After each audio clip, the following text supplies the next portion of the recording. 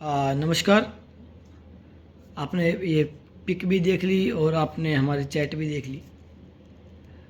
ये हमारे भाई हैं, ये गुजरात से हैं और इनको जीईआरडी की प्रॉब्लम थी और क्रोनिक जीईआरडी था।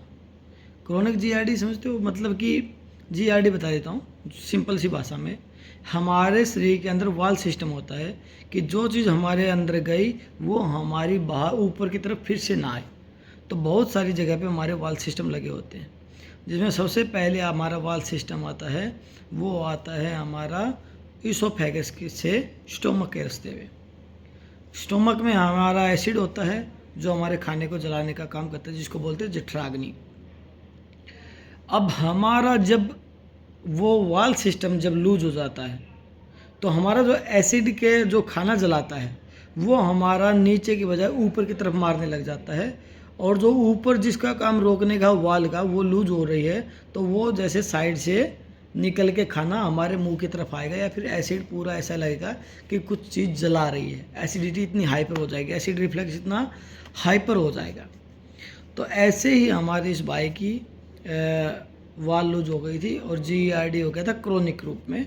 और उस एसिड के कारण क्या था, इनका जो आपने चित्र देखा होगा, जो पिक देखी होगी, जो इमेज देखी होगी कि मुंह तक छाले बने हुए हैं जल जल के।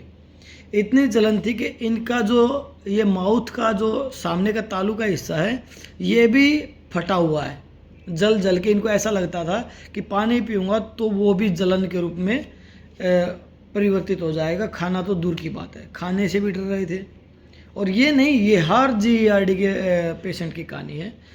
हाइपर एसिडिटी होना, खाना मुंह में आना, खाने के डकारे आना, खाने की स्मेल आना, इस हिस्से में हरदम ऐसा लगना कि कुछ भरा हुआ है, नीचे नहीं उतर पा रहा। ये प्रॉब्लम नॉर्मली जीईआरडी में होती है। डॉक्टर इसके लिए आपको डीएसआर या खाली पेट के कैप्सूल देंगे, जिसके कारण आपका जो है गैस का लेवल है वो कम बना रहे। एसिडिटी का कैप्सूल देंगे, जिससे क्या है एसिडिटी आपकी कंट्रोल में रहे। लेकिन एसिडिटी ना कंट्रोल में रहती है, ना ही गैस कंट्रोल में रहती है, और दिक्कत जो है बढ़ती बढ़ती बढ़ती बढ़ती बढ़ जाती है। ठीक है। नंबर दूसरा कि इनका डॉक्टर ने जब देखा कि ये क्रोनिक डिजीज़ की तरफ जा रहा है, आगे की स्टेज इसकी बहुत गंदी होती है, हम नाम नहीं लेना चाहेंगे, और इनको बोला कि आपका ऑपरेशन किया जाएगा। और ऑपरेशन के लिए फिर ये राजी भी हो गए, लेकिन इन्होंने एक सवालात कर लिया कि सर ऑपरेशन करने के बाद ठीक हो जाएगा। तो डॉक्टर साहब का जवाब यही था कि हमें ऑपरेशन की कोई भी गारंटी नहीं है, ये ठीक होगा या नहीं होगा। हम ऑपरेशन कर सकते हैं, ज़रूरी नहीं है कि ये ठीक हो। उसके बाद इन्होंने हमारी वीडियो देखी यूट्यूब के माध्यम से, और इन्होंने हमें कॉल किया। तो हमने इन्हें समझा तो नहीं पाए पूरा, लेकिन फिर भी जैसे हमारा जो कॉल करते वो समझ ही रहेंगे, हमारे समझाने का तरीका थोड़ा हार्डली होता है। हम पेशेंस के साथ बात नहीं कर सकते, क्योंकि समझाने में टाइम लगेगा। इससे अच्छा इतना टाइम आप हमें काम करने में दोगे तो हम अपना काम करके दे सकते हैं।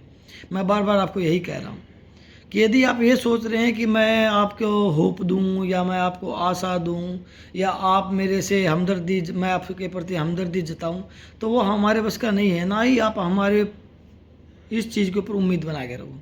हमसे उम्मीद बनाओ कि आपको हम ठीक कर दें, और ठीक करने के लिए है आपको एक्सरसाइज ही करनी पड़ेंगी। एक्सरसाइज का परिणाम इस भाई का आया है, इतना ज़बरदस्त रिजल्ट आया है कि इनका जो वज़न कम हुआ था 7 kg, वो इन्होंने 1 महीने में वापस कर लिया हमारी एक्सरसाइजों के द्वारा। इतनी जल्दी रिकवरी आई, एसिडिटी बिल्कुल ख़त्म। आप डॉक्टर के पास गए वापसी चेक कराने, तो पता है इनकी वाल तो टाइट है ही नहीं, इनका जीआईडी ख़त्म हो चुका है। डॉक्टर बोला क्या कर रहे हो भाई, ये तो जादू हो गया।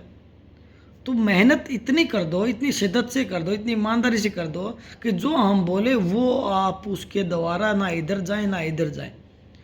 हमने बोला इस रास्ते जाओ तो इसी रास्ते चलना है, तभी आपको परिणाम मिलेंगे। आप इस चीज़ को इतना फील कर रहे हो, इसके बावजूद भी आप बद परहेजी कर रहे हो, आप हमारी अधूरी बात मान रहे हो, वो आपका परिणाम लाने में आप दिक्कत पैदा कर रहा है। आप अपना दिमाग ना लगाएं।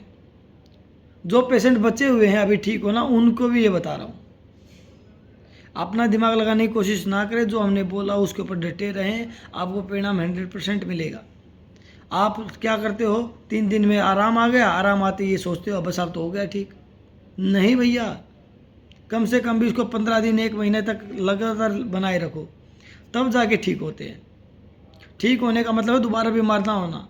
आराम आने का मतलब है कि आपने फिर से कुछ गलती की और दोबारा बीमार हो गए। तो हमें ठीक होना है ना कि आराम करना है।